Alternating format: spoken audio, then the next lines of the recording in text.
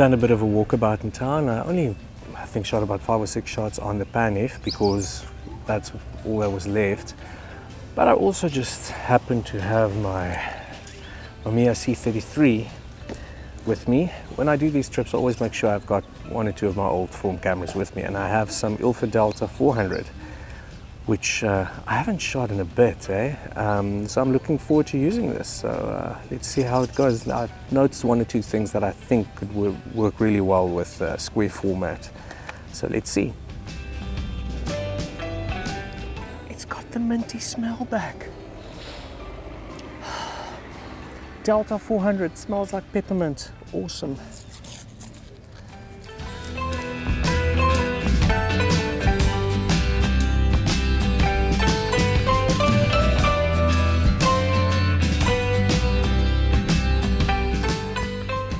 So I ended up taking a reading using the app on my phone. As you can see, it's quite bright.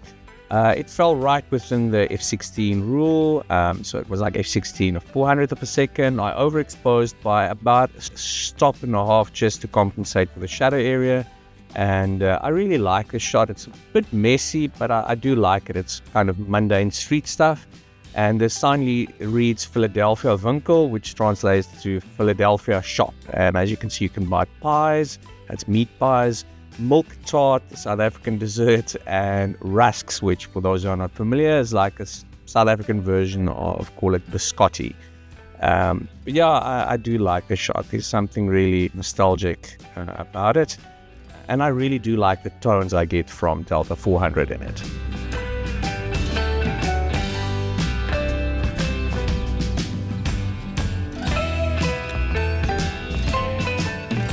Compositionally, this shot is really neither here nor there.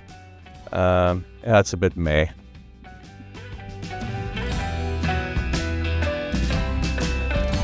Shooting buildings at noon can be quite challenging. As you can see, the shadows are basically quite hard. That's what I love about film. You'll see that if you just expose properly, overexpose slightly to pick up some shadow detail, something like Delta has amazing tonal range so that the highlight areas are still kept. There's detail in there, so if you do a proper scan, you can pull a lot of detail out of those highlighting shadow areas.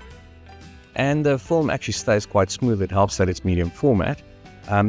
Composing, a building this close up, if you're shooting with an 80mm lens or a 50mm lens on full frame, you have to start looking at different compositions. You can't just plonk a building in the middle of the shot and there it is. You got to look at details and lines, and that's a challenge, but it's also fun. And add to that a square format. It's a different compositional challenge, but I really do enjoy it. Something I definitely notice looking at these images is that I might need to consider using a tripod a bit more. The verticals aren't always vertical and my horizons aren't always straight, but that's the nature of shooting with a big heavy camera. And I have to say I'm really impressed with how well Delta holds on to highlight information. It really is pretty great. This is a bright place, and it's really bright sunshine and deep shadows, and I'm amazed to see that even with this Rodinal clone developer I used, which I'm not very familiar with, there's fine grain and detail all around. Very happy.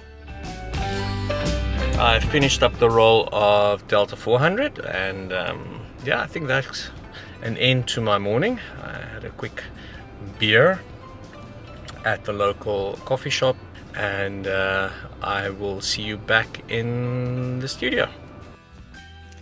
So while we look at me doing the processing, I processed with this Rodinal clone 6.5 minutes at 20 degrees Celsius. And just some quick thoughts on my shoot. I really need to find a way to get out to these locations at a better time of the day, late afternoon, early morning, probably much better.